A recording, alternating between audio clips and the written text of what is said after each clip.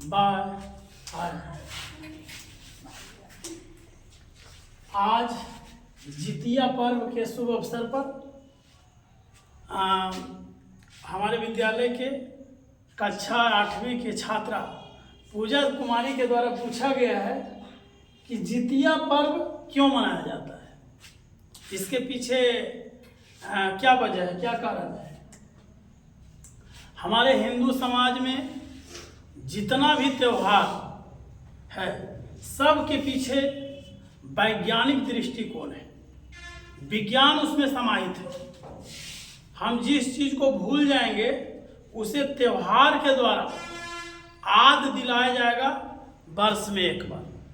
उसी प्रकार ये जितिया पर्व हमें वर्ष में एक बार वैज्ञानिक दृष्टिकोण को याद दिलाने का कार्य करता है। भले हम इसे सिर्फ त्यौहार के रूप में जानते हैं, किंतु ये सिर्फ एक त्यौहार नहीं है, इसके पीछे बहुत बड़ा वैज्ञानिक रीजन छिपा हुआ है जो आज जानते हैं इस वीडियो के माध्यम से।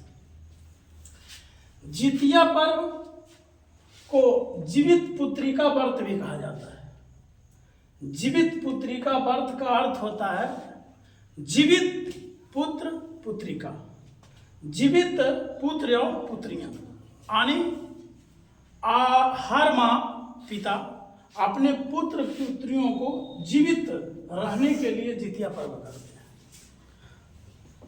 और स्वस्थ रहने के लिए, जीवित रहने के लिए, स्वस्थ रहने के लिए जीवित पुत्रिका व्रत को मनाती है। इसमें जीमूत वाहन की पूजा भी होती है। एक देवता है जो जिनका पूजा करने से हमारे संतान जो है जो सुरक्षित रहते हैं। निर्जला उपवास, इसमें सभी माताएं, यह त्यौहार 3 दिन में मनाया जाता है। 7वीं के दिन नहा खा होता है, 8वीं के दिन निर्जला उपवास किया जाता है और 9वीं के दिन अनेक प्रकार का व्यंजन बना करके लोग खाते पीते हैं, इस तरह से मनाते हैं। एक तरह से देखा जाए तो यह फसली त्यौहार है। इसमें वैज्ञानिक दृष्टि कौन है क्या, इसको जानते हैं। ये तो हम जान चुके हैं कि जीवित पुत्रिका का मतलब होता है कि हम अपने पुत्र पुत्रियों के लिए क्या करें कि ताकि हमारा संतान जीवित रहे। जिस समय यह त्यौहार बनाया होगा उस समय बहुत कम इलाज की जानकारियां होगा, बहुत कम खाने पीने की संसाधन होगा, बहुत गरीबी होगा। उस समय लोग अपने संतान को जीवित रहने के लिए एक से एक बातें को सोचते होंगे कि अपने संतान या पुत्रियों के लिए हम क्या करें, और उसके बाद इस त्यौहार को बनाया गया होगा। और उसमें जो ज्ञानी लोग होंगे वो ये कहे होंगे कि इसको एक त्यौहार के रूप में हर वर्ष मनाया जाए ताकि हर माता पिता इस त्यौहार के माध्यम से इस वैज्ञानिक दृष्टिकोण को जान सके और अपने पुत्र पुत्रियों की सुरक्षा कर सके। सबसे पहला बात है कि माता पिता के अंदर में एक सोच होता है कि हमारा संतान जीवित रहे, पुत्र हो या पुत्रियां वो जीवित रहे। ये पहला धारणा है कि उसके मन में आता होगा कि किसी भी तरह से हमारा संतान हो या पुत्र पुत्रियां जो भी हो वो जीवित रहे। कैसे जीवित रहेगा उसके लिए एक धारणा बनाओ। दूसरी बात है कि किसी तरह से जीमूत वाहन की पूजा, इसमें एक देवता है जिस पर हमें श्रद्धा भाव बढ़ता है, उसको पूजते हैं। निर्जला उपवास, निर्जला यानी दिन भर बिना पानी ग्रहण किए दिन भर सहना। देखो जब घर के बच्चे रूठ जाता है तो रूठने से पहले वो हर चीज़ को त्याग कर देता है। छोटा बच्चा है, अगर किसी चीज़ के लिए रुस गया तो उसे कोई भी वस्तु तो दूसरा वो नहीं लेता, उसे रुष्ट हो जाता है। जब तक रुष्ट रहता है, जब तक खाता पीता नहीं है, तब तक जो उसका इच्छा वाला वस्तु मिल ना जाए। तो हमारे माता पिता भी एक बच्चे के तरह, खास करके माँ एक बच्चे के तरह निर्जला उपवास करती है, जल तक नहीं पीती है, दिन भर सहती है। और वो सह करके जिस तरह से एक बच्चा अपने माता पिता से कुछ सामग्री लेने के लिए हर चीज़ का त्याग करती है, तो माँ भी सह करके उस परम पिता परमेश्वर को रिझाना चाहती है कि जो पूरे समस्त संसार को बनाया है, कि ताकि वो हमें भूखा प्यासा समझ करके उसके दया, दिव्य रूप से दया हम पर बरसे, और हम जिस लिए उपवास किए हैं वो उपवास को पूर्ण करने के लिए दिव्य शक्तियां दे, ताकि हमारा संतान सुरक्षित रहे, जीवित रहे। ये हो गया निर्जला उपवास का मार्ग। यह त्योहार आश्विन माह के कृष्ण पक्ष की सप्तमी से नवमी तिथि तक यह मनाया जाता है। आश्विन महीना में मनाया जाता है, सप्तमी से नवमी तक। देखिए, सप्तमी से नवमी तक मनाने के पीछे जो भी हो वैज्ञानिक दृष्टिकोण है क्या। ये अभी जो महीना चल रहा है ये बरसात का महीना है, और वो भी बरसात का महीना का सबसे बीच, जुलाई से लेकर के अक्टूबर तक के बीच में ये बरसात का मौसम है। इस मौसम में हरा साग सब्जियां चारों तरफ उपज जाता है। इस त्योहार में हम लोग जितिया के दिन, अंतिम दिन अनेक प्रकार का व्यंजन बनाते हैं। आखिर इस त्योहार में फिर बच्चों को जीवित रहने के लिए व्यंजन क्या, यही तो मेन है। हमारा स्वास्थ्य ठीक जब ही रह सकता है जब हम संतुलित भोजन करेंगे।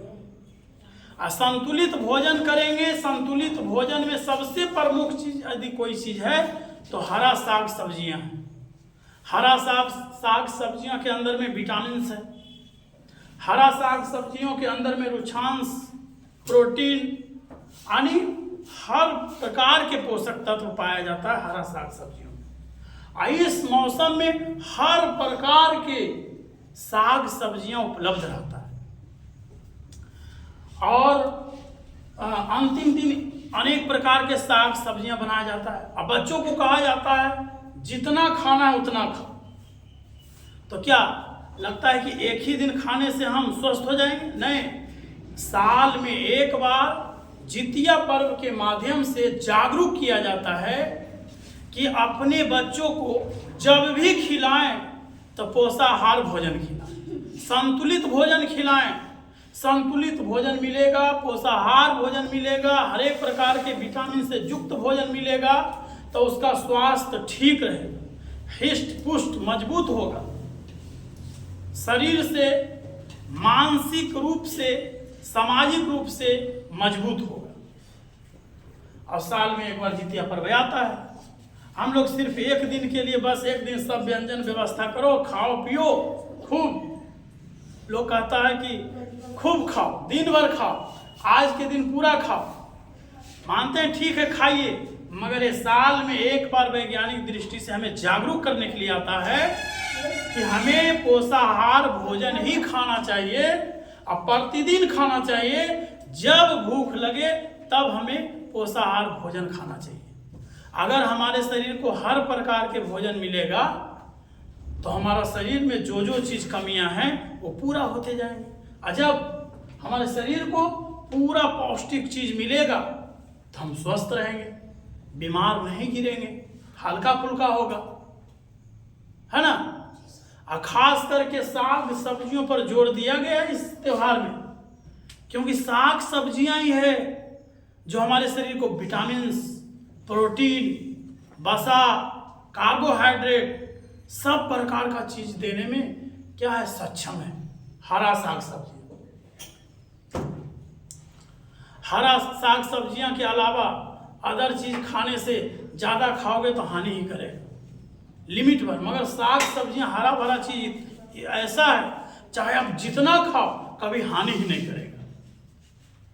और इसके सिवा जितना भी मार्केट में फास्ट फूड आदि अनेक प्रकार के व्यंजन है, ये लिमिट से ज़्यादा खाया तो स्वास्थ्य को बिगाड़ सकता है। मगर आप जो नेचुरल चीज़ें हैं, नेचुरल चीज़ें जो प्राकृतिक वस्तु है, जितना सारा खाने वाला चीज़ प्राकृतिक वस्तुएं हैं, उसको आप जितना मात्रा में खाइए आपका स्वास्थ्य कभी नहीं बिगड़ेगा। हरा साग सब्जियां खाने से सुने हो कि उसका पेट खराब हो गया, उसका स्वास्थ्य बिगड़ गया है? नहीं, हरा साग सब्जियां जितना भी खाओ पेट भरेगा, संतुष्ट हो जाएगा, फिर इच्छा ही नहीं करेगा नहीं भाई अभी नहीं खाएंगे।